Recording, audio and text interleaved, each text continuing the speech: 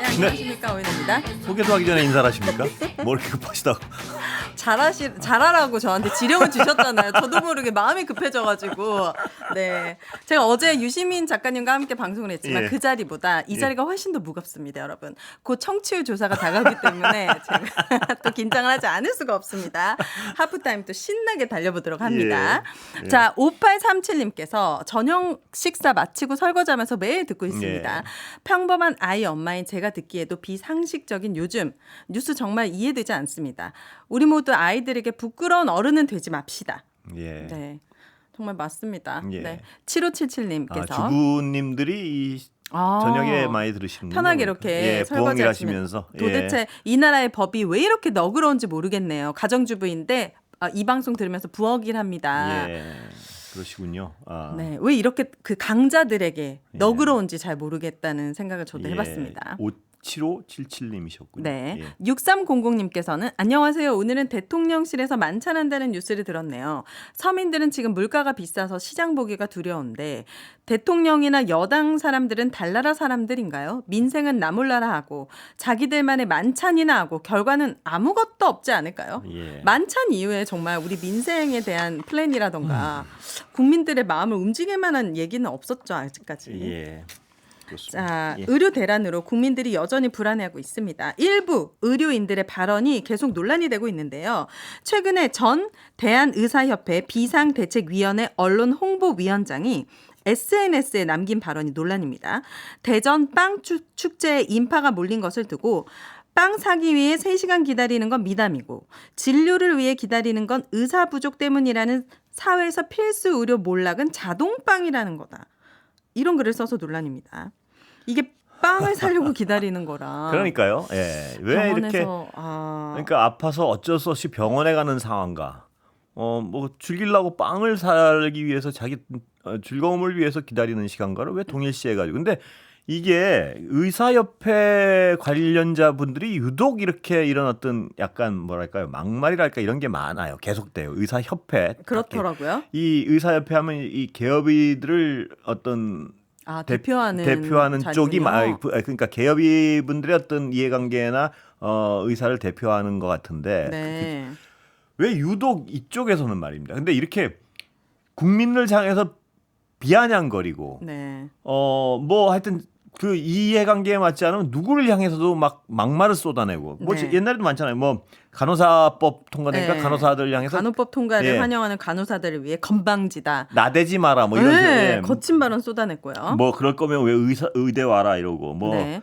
그리고 집단행동, 의협회장은 집단행동에 동참하지 않는 의사 실명을 공개하는 블랙리스트를 작성한 전공의들의 소아과 피해자. 의사들한테는 뭐 멀쩡한 애를 입원시키면 인센티브를 주기도 하는 사람들. 그러니까 자기들 어떤 이해관계에 맞지 않으면 네.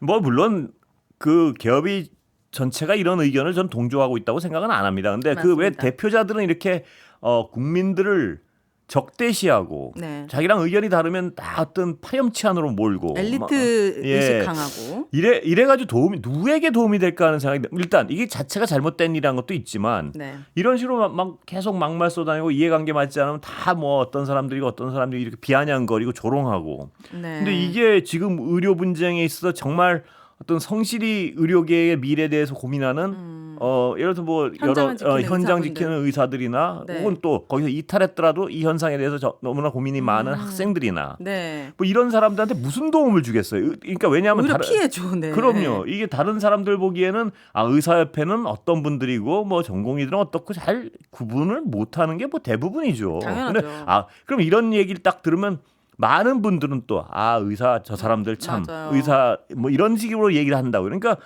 왜 같은 말을 해도 이렇게 같은 말이 아니라 왜 이런 식으로 해서 국민을 적대시하고 네. 뭐 그런지 모르겠어요. 이분들 정말 좀 약간 좀 자제했으면 좋겠어요. 맞습니다. 예. 이런 자리에 있는 자리 욕심이 있는 건지 모르겠지만 이런 자리에 어떻게 보면 의사의 대표성을 띠는 메시지나 이런 것들을 이제 좀 신경을 써야 될 것 같습니다. 신경을 쓰는 게 아니라 반성해야 될 것 같아요. 그리고 이분들은 의사협회 다 나가야죠, 진짜. 의사협회라는 쪽이 이렇게 되면 절대 의사들 전체를 대변하지 않는 건 원래부터 그랬고요. 의사협회가 의사들 전체의 의견을 대변하지 않는다는 건 원래부터 그랬고 지금 점점 더 소수를 대변하게 될 거예요. 이렇게 하면. 환자들의 아픔을 공감하지 않는 의사는 환자 입장에서도 필요 없거든요. 예, 그렇습니다. 어떻게 빵을 사러 가는 거랑 아파서 예. 진료를 기다리는 그것과 비교를 한다는 게 저는 정말 최근에 서울대 비대의 하은진 교수님 예. 인터뷰 여러분들 꼭 보시길 바랍니다. 의사를 대표하는 이런 여기 나오셨던 거 네, 솔직하고 합리적인 하은진 교수님 내일 인터뷰를 또 보면서 모시기로 했습니다. 내일 그래요? 맞죠? 하은진 교수님 내일 나오시나요? 내일 목요일 맞죠? 예, 네, 내일 목요일입니다. 내일 나와서 또 다른 부분의 어떤 얘기를 좀 나눠보겠습니다. 네, 기대하도록 하겠습니다. 자, 윤석열 정부가 대통령실 이전과 함께 용산 어린이 정원을 조성했죠. 내년도 어린이 정원 예산에 총 736억 원이 책정됐다는 보도가 나왔습니다. 앞으로 이제 여러 정부 부처의 예산을 합치면 앞으로 어린이 정원 조성 예산은 더 늘어날 것으로 예상이 됩니다. 근데 중요한 것은 어린이 정원을 포함해서 대통령실 용산 이전에 따른 부대 비용이 계속해서 늘어나고 있는 상황입니다. 예를 들면은 대통령실 집무실을 용산으로 옮기면서 외교부 장관 공간도 이사를 했어요. 그런데 이 외교부 장관 공간이 삼청동의 옛 대통령 비서실장 공간으로 이사를 했는데 여기서 또 이사를 해요. 그러니까 처음에 이사할 때도 리모델링 비용으로 18억 5천여만 원의 비용을 썼는데 이번에 또 이전을 하면서 리모델링에 3억 2천만 원을 더 사용한다라는 거죠. 그런데다가 청와대 리모델링, 청와대도 복합 문화예술 공간으로 조성하겠다고 했잖아요. 그러면서 올해도 300억 넘게 썼는데 내년에도 400억 넘게 지금 예산이 편성되고 있다는 거죠. 예. 그러니까 지금 재정 적자 하는데 예를 들어서 어린이 공원 만든다 그러는데 적정하게 만들고 좀 어떤 어린이들을 위해서 뭐 조성하면 누가 반대하겠습니까? 그런데 또 지금 돈을 여기저기 쓰는 것도 재정 적자 때문에 걱정은 많죠. 그러나 쓸 땐 써야겠죠. 그런데 문제는 이 정부 들어서 뭘 한다 그러고 예산을 발표하면 그냥 처음에는 되는 대로 주먹국으로 툭 발표해놓고 나중엔 눈덩이처럼 불어나요. 항상. 맞아요. 그러면 처음부터 국민들을 속이려고 그랬던 건지 아니면 아예 아랑곳하지 않고 처음엔 대강 해놓고 뭐 늘어나면 늘어나는 건지 이런 생각을 하는 건지. 이 원래 대통령실 이전 문제도 제 기억에는 뭐 한 490 몇 억 든다 그랬다가 500억이 안 된다고 했었죠. 639억 이러놓고 크게 어떻게 짚었는지에 대한 얘기도 없어요. 그리고 뭐 어쩔 수 없었다는 식으로 그냥 툭 던지고 말고. 근데 처음부터 그 액수를 지키고 싶은 생각이 왜냐하면 모든 분야에 자꾸 이러니까요. 어린이공원도 그런 생각이 좀 듭니다. 저는 궁금한 게 사실 이 용산을 다음 대통령이 또 쓸지 안 쓸지에 대해서 우리 알 수 없는 거잖아요. 왜냐하면 이전 비용이라는 게 지속적으로 늘어날 것이고 그러면 정권이 바뀌었을 때 합리적으로 뭐 세종시로 갈지 다시 청와대로 갈지에 대한 되게 진지한 토의가 있을 수도 있잖아요. 그러면은 이렇게 들어가는 비용에 대해서는 잠깐 멈추고 지금 어린이 정원 조성을 못해서 애들이 놀 데가 없습니까? 그러니까 좀 이런 것들을 좀 멈춰서 아직 3년은 남았지만 그래도 이렇게 안 그래도 힘든 이 경제 상황에서 거의 1,000억 가까이 되는 거 아닙니까? 이거 다 하면은 멈출 수 있는 방법은 없는 겁니까?